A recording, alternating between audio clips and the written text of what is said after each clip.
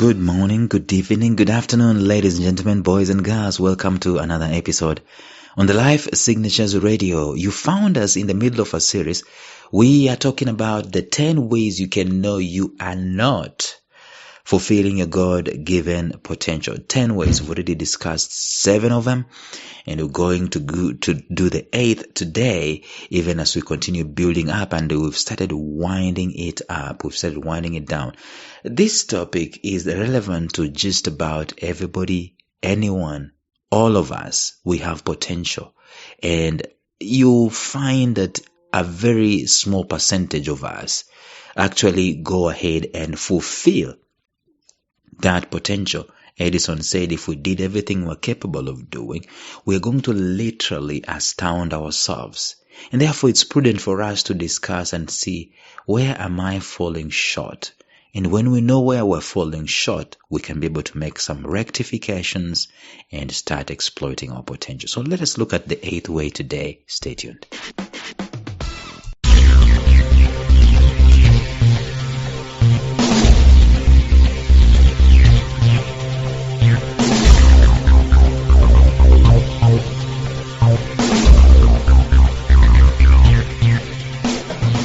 Welcome to the Life Signatures Podcast with Lawrence Namale.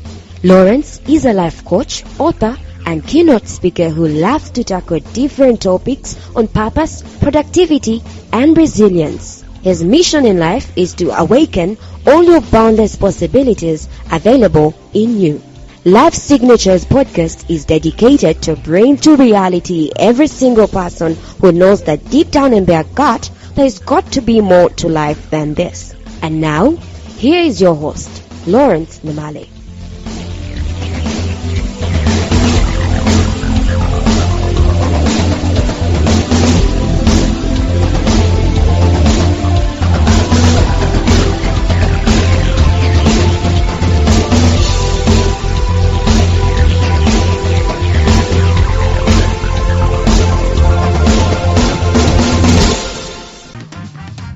Well, as usual, we will start by doing a recap. We're talking about potential.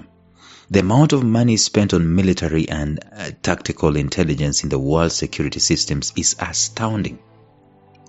It is seriously mind-boggling, even when there is no war. Now we want to know what the enemy knows and what the enemy is planning and what the enemy is up to. It's an obsession, as it's a prudent thing also. We want to know the potential that the enemy has or doesn't have against us. And interestingly enough, when it boils down to individual lives, the story is the same. We spend quite a bit of time and money and other resources trying to muster all the information that we can. All the information that is out there. All along, there is just one critical piece of information that is always available and it's never acted upon. And that's our potential. This intelligence about our capacity is there to be seen. All of us have it. It can be obvious, by the way. It's observable. However, it is one of those most ignored pieces of information. There are so many reasons that we already do this. I've already explained so many reasons as to why we don't exploit our God-given potential. Number 1, not living our purpose. Number 2, being focused on survival instead of making a contribution. Number 3, we don't introspect. Number 4, we think we don't have gifts or talents. Number 5, we are not using the gifts and talents that we know we have for our main work. Number 6, we're fitting in instead of standing out. Number 7, we're afraid. Today, number 8, let's talk about one of the biggest diseases that is so massive in creating an avalanche of not fulfilling our God-given potential. It is a lazy man's favorite word. It's called procrastination. It's a killer. We all have an opportunity to procrastinate. Even today, we have an opportunity to procrastinate. We procrastinate on just about anything. We procrastinate, especially on the things that are going to make us to grow. We seldom procrastinate to eat a sausage. Seldom procrastinate to eat a cake. Seldom procrastinate to go out there and have fun. We seldom procrastinate on the things that make the body enjoy itself. We seldom procrastinate on those things. We only for the most part procrastinate on that which is going to make us to grow. And someone said that procrastination is dying in installments. And when you look at the nature of procrastination carefully, you find out that it's a cop-out. It's a cop-out strategy. It's laden with excuses that we let ourselves off the hook from uncertainty and from discomfort. When you figure out that if I do this, there's going to be a level of uncertainty in it, and I'm going to be a bit uncomfortable doing the sit-ups, doing the press-ups, doing the jogging. I'm going to break a sweat. You will say, tomorrow will be a better day. In fact, I want to start this thing on a clean slate. I'm going to start it on a new month. Yeah. You psych yourself up. You're excusing yourself. You're procrastinating. And every moment you do that, you are not fulfilling your potential. And the problem with procrastination is that it's not a one-off incident. It's like an avalanche. It's like a small ball of ice on top of a hill, on top of a mountain that starts rolling and is gaining momentum, and every minute it's gathering other pieces of ice, forming a bigger ball and a bigger ball, and before you know it, it's a whole avalanche that is created. That's the enemy called procrastination. It creates so much apathy that the things that you are excited and inspired to do, they become a curse. You don't want to look at them because you feel bad that you procrastinated. When you procrastinate, for the most part, you're doing that which does not help you to cultivate your potential. Every single minute. And we indeed are doing the opposite. Procrastination is sitting on your potential because you are comfortable enough to afford the laziness. Yeah.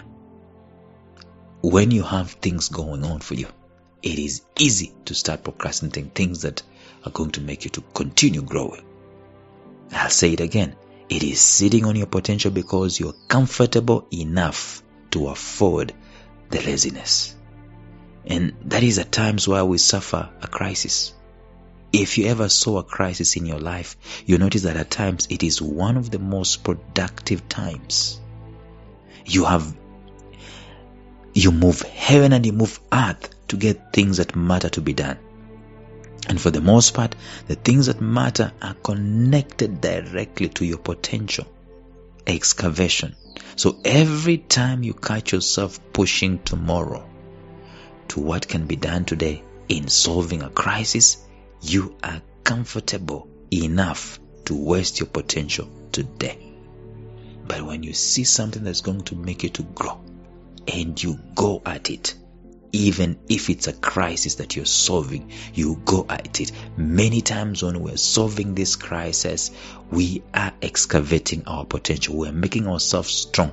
Like Bob Marley said, we don't know how strong we are until it is the only option we have left. So every time you catch yourself pushing to tomorrow what you can do today, you are becoming so comfortable to waste your potential today.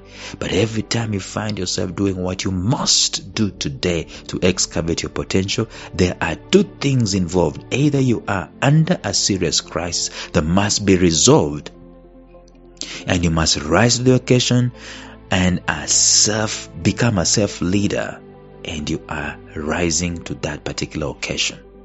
That's it.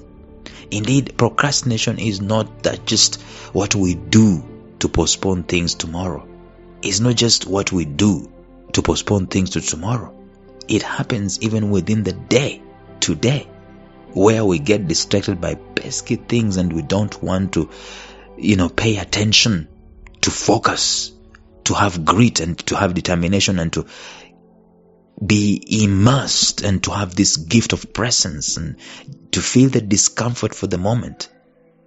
But when the moment comes that we need to be impatient, the moment comes that we need to be pushed, the moment comes that we need to have a difficult discomfort, we get some distraction, get a phone, walk out. We are procrastinating doing the thing that we're supposed to do in the moment. And in the end, that could easily become something that will left to be done for tomorrow. That which could have been done now is postponed to tomorrow. It becomes what Christians call bondage. A cycle. Just a cycle of not pushing past a particular line. And at times, procrastination is fueled greatly. It is fueled by distractions. These pesky little things that coalesce into the avalanche I was talking about.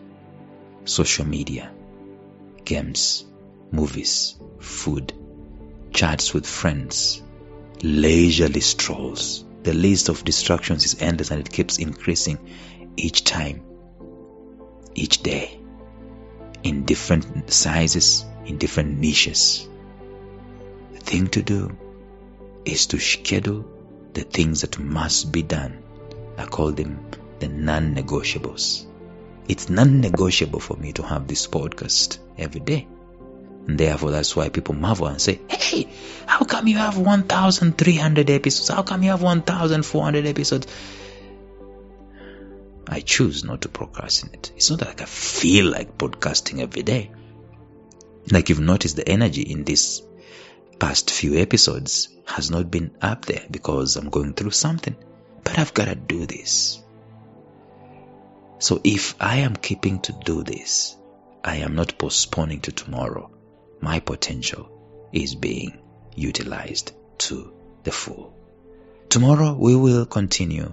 In fact, we've started winding up. And tomorrow we will talk about the 9th way you can know that you are not fulfilling your God-given potential. But until then, bye-bye.